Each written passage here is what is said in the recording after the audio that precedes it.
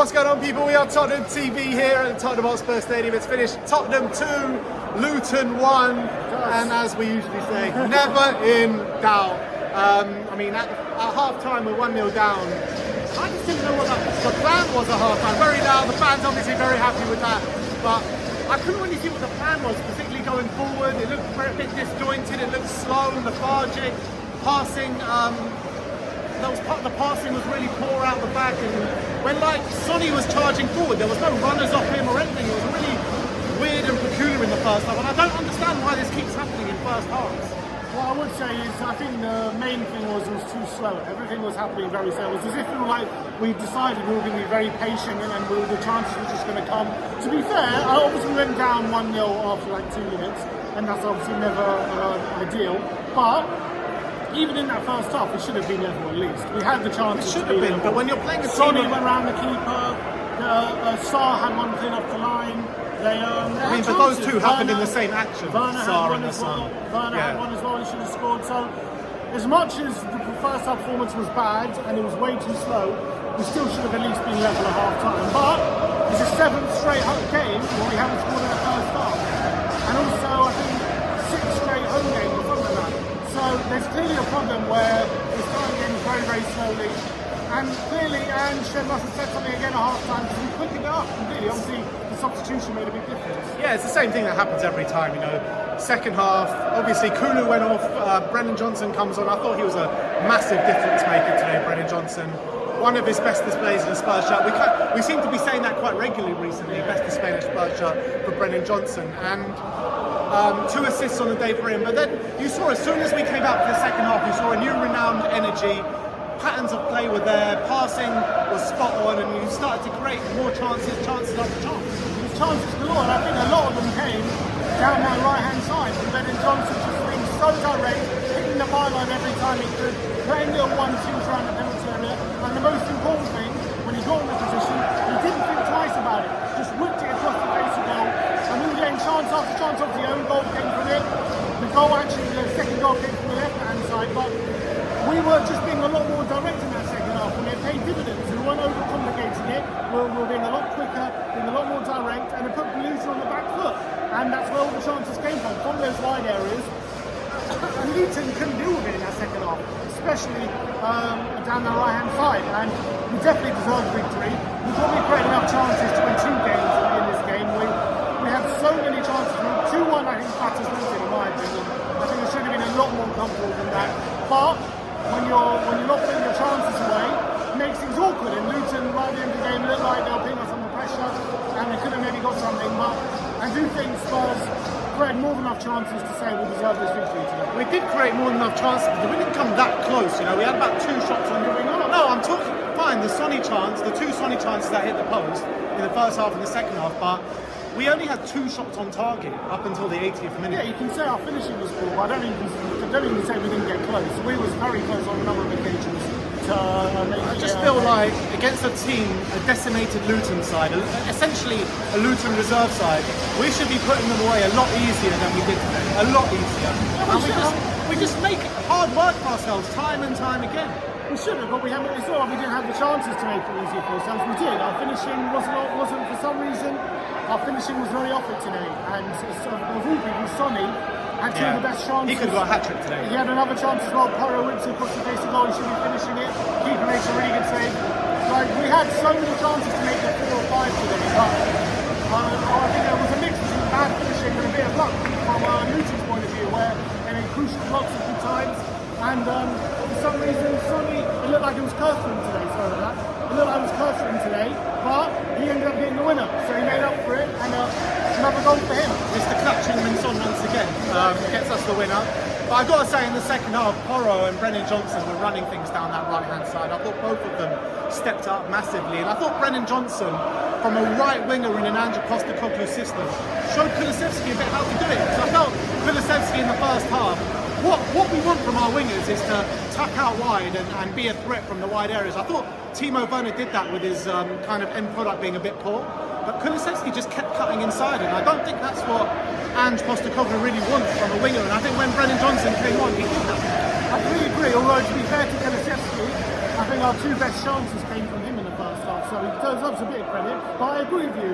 I think he wasn't doing what we needed him to do, and that's why he got taken off. And I think as soon as Brennan came on, he widened the pitch, stretched the play.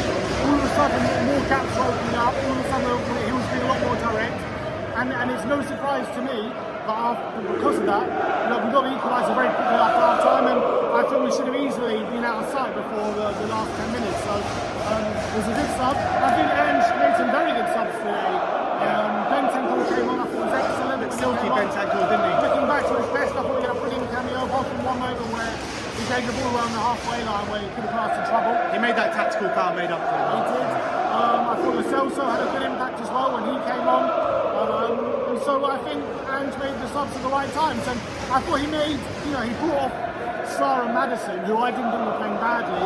And I think that he was justified in those subs because they made a really positive impact and we ended up winning the game. And I think it wasn't the best display of the season, of course, because far from it, mate. Well, I don't think we played badly. I think we still far from our best display of the season. It was far from it, but I think I've come away from this game.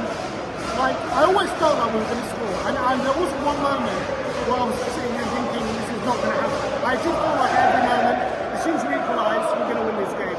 Even with 5 minutes to go, I thought we're definitely going to win this game. And so I'm told. So I do feel like we deserve to win. I say against better quality opposition, I don't think you would have said like that carbon copy display was a good display. I think we were creating the chances because this was a poor Luton side that we were coming up against that had 10 first-team injuries or something crazy like that. Well, I don't know. It wasn't a great display. I don't know how we would have played against better opposition. Obviously, if you miss those kind of chances and then you don't end up winning the game, you have to say that is frustrating and you have to have criticism. But we won the game. We created more than enough chances to win it more comfortably. Yeah. That's the only thing Ange would be frustrated. But look, what did Luton have? Nothing. They had the goal, and then they had one chance right at the end of the first half. That was it for the whole game. Yeah. So we nullified them. I know it was their reserves, we still nullified them. And we created lots of opportunities. Ange would be frustrated that we didn't completely batter them, which we should have. But we did get the victory, and that's all that counts. And I thought we played well in the end. I thought a few more question marks on Radu Dragusin today at left centre back. Whenever they showed him onto his left-hand side, I felt like he struggled, to be fair, with him when he was trying to play out the back. Defensively, I thought they kind of just let him have the ball in possession, and that's a bit of a worry for me. I mean, he's supposed to be playing on the right, so I think when Mickey van der Ven comes back in next week, this is why we need a left centre-back. He was our poorest player, I think, on the pitch today.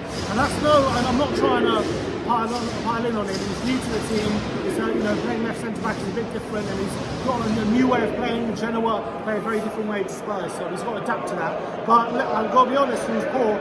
Every time he had the ball, it felt like more often than not, he was giving it away, and that was very, very frustrating. And I also felt like in the duels with Morris was getting the better of him a lot of the time. He was winning a lot of the headers. So look, it's only his second game, it's only his second start, so I'm not going to write him off after 2 games, but I'm not going to say he played well either. But he's not playing his natural position, right? He needs to be playing on the right-hand side because he looks like he's poor as left. Yeah, maybe that. I think maybe having the passing angles as well is something you've got to get used to. I don't think it's a massive adjustment, but he's still got to adjust, and he clearly hasn't done it just yet. So that's clearly something to work on for him. There were some good things. There were moments where he was confidently striding into the field and actually opening up the game. And I don't think it was all bad. I don't think it was a stinker, but I do think he was our worst player. Yeah, and I want to give some props to Bissouma as well, because I felt like he had a much better display than he has been having. Second half as well, I thought he grew into the game a bit more, and he became a bit of, nothing really got past him in that second half. Yeah, and I thought he was a lot more confident on the ball as well, playing forward. Playing with a lot more risk, and I really liked Bissouma's display. He seemed to get a lot better today, so really happy with him. I agree. But I think the day today belongs to Brennan, because I thought unbelievable, man of the match by far. I thought the first assist ought to get a lot of credit because it's a more obvious one. But that second assist, to lay it off to Sonny in that moment under pressure, the weight of pass as well. Son just had to take it first time because of that layoff, and to spot it as well. And he was stretching. It was a brilliant assist. It shows that there's more to him than just running and Absolutely. like he's got Absolutely. presence of mind as well. He just felt like I felt like the confidence just oozing through him today. As soon as he came on, he was direct. He got the ball. He was passing the right passes and running in the right times where he was supposed to be running and really creating chances for us. 4 goals, 8 assists now, 12 Yeah, goal brilliant. contributions. He's really topping up for him. And obviously Sonny with another goal, it takes him to 15. So good on that front. One player I do want to mention is Werner. I did think he was very frustrating today. I thought more of Classic Werner, it was wasn't it? classic. I thought that moment in the first half, he took it past the player and then went for one-on-one, and he just started. I was like, okay, he looks on it today. He was looking sharp, but that was the only time he really got the better of his defender. I felt. Yeah. There were some decent moments. He did play that really good ball to Lo Celso in the second half, which Sonny should have scored. So he had some nice moments, but more often than not, he did flat to deceive. And I thought today was another example of him just being what we want on wingers to do, but not being of the required quality to do it well. Yeah. In terms of the front line, I mean, you've got to say, surely Brennan's got to start Tuesday night against West Ham. Sonny up top, and then what do you do with the left-hand side? I might even like to see Kulusevski out on the left-hand team. Yeah, look, Aaron's obviously got some decisions to make. I would probably. The thing is, if you start Brennan and Timo together, I'm just worried that we're not going to be able to keep the ball enough. I think that's why he likes Kulusevski. And so I think on the back of today, you have to start Brennan. I thought we were keeping the ball well with Brennan and Werner on the pitch. Yeah, but Luton made it easy. As I said, Luton not a very good defensive team, and it showed today. We created so many chances, and it was only our lack of finishing ability is why we didn't score, not because they defended well. We found it easy to create. It's not going to be the same against West Ham. They're going to be a lot more ready for us on the counter. Did concede 4 goals today. Yeah, but they're still a much better team than Luton, and especially with the players they've got up front as well. So losing the ball is going to have a lot more of a cost on Tuesday than it will today. But you can't obviously not start Brennan. I probably think Brennan and Werner is the way to go. At least something to watch out for.